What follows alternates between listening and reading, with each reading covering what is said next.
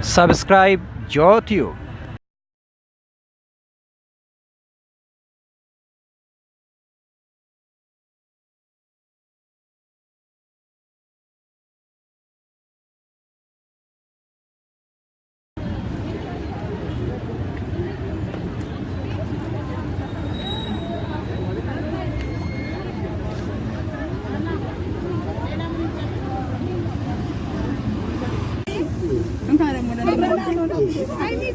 ሂሳብ እየሰጠ አንድ ለካስ አንድ ብቻ በቃ ይሄ የማን ነው? የኔ አንድ ለካ ልጅ እሺ ይሄ ተመዝኗል። የት ይደረስ? ሁለት ኪሎ ይሆናል። ሌላ ስለተሰርም ልግዛለሁ።